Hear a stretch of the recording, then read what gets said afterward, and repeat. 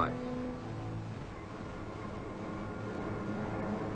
40,000 feet above the Earth, the exhaust from her engines condenses into vapor trails that streak out proudly across the sky.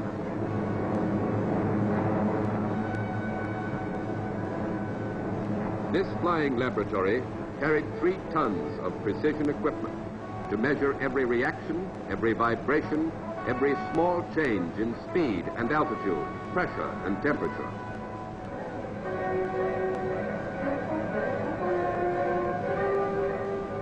During 250,000 miles of test flight, equal to 10 times around the world, recording instruments were under the constant scrutiny of motion picture cameras so that not a single quiver of a dial would be lost.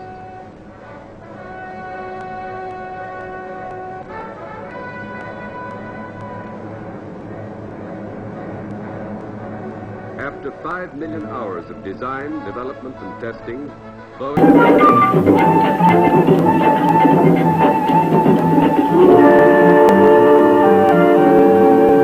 On December 6th, another world traveler was en route from North America in a specially equipped 707 operated by the Military Air Transport Service of the United States Air Force. Air Force designation for its version of the 707 is VC-137A. Title of this mission, Operation Monsoon.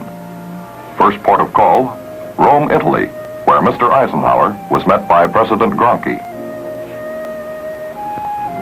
And so the journey began, from Rome to Ankara. 400,000 Turks were there to greet an American who would meet the people of 11 nations in... A few months after the Soviets surprised the world with the introduction of their swept-wing MiG-15 jet, the Americans unveiled the F-86 Sabre swept-wing jet fighter. Tiger 2 here, I got a couple of bogeys out there, one coming around at 2 level. These 2 powerful flying machines would prove themselves time and time again in combat high above North Korea. All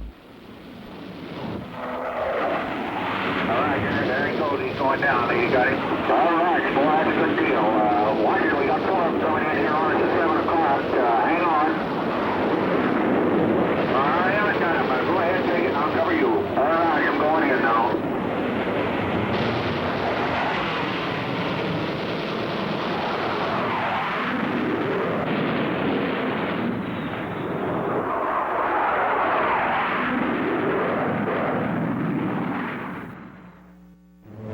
War not only changed the direction and design of military fighting aircraft, it also aircraft that would take them further and faster into the skies. In Seattle, Washington, a team of visionary engineers and test pilots were taking the dream of flight another step toward the future. In 1952, gambling an estimated $16 million, which represented almost 25% of their corporate net worth, the Boeing company made the decision to develop an aircraft that would lead them into the jet transport age.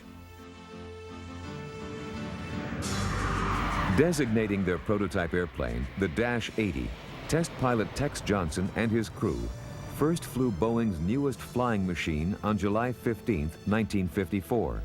3.5 years later, this watershed aircraft would go into commercial service as the Boeing 707.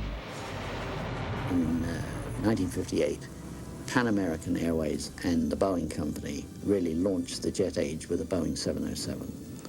And the world beat a pathway to Seattle and also to Douglas.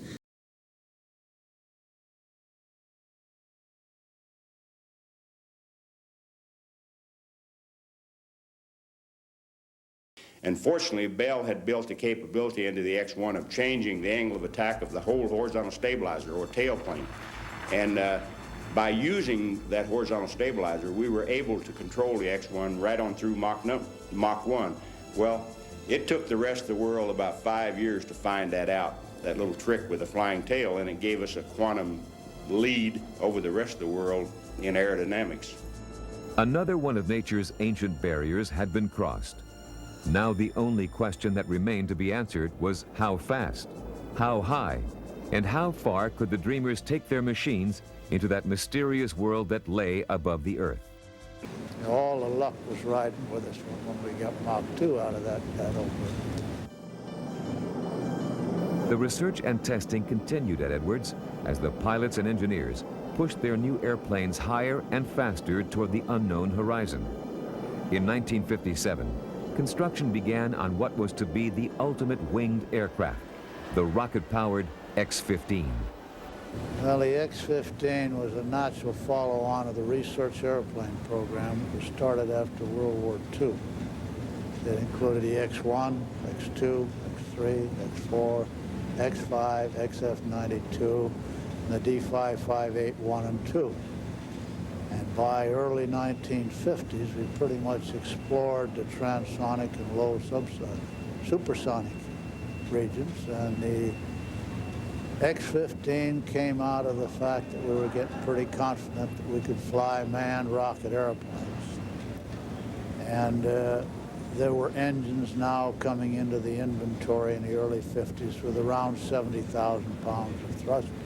And it was a tremendous challenge to see if we could put that on a manned airplane and learn what we wanted to know for Mach numbers between about 2 and 3 and Mach 7. The X-15 was the consequence of that. The X-15 went on to set both speed and altitude records for fixed-wing aircraft. Test pilot Pete Knight flew his X-15 to a speed of Mach 6.7, over 4,500 miles per hour. In another flight, Joseph Walker took the X-15 to an altitude of 67 miles above the Earth, proving that a winged aircraft could be flown out of the Earth's atmosphere and back. As far as the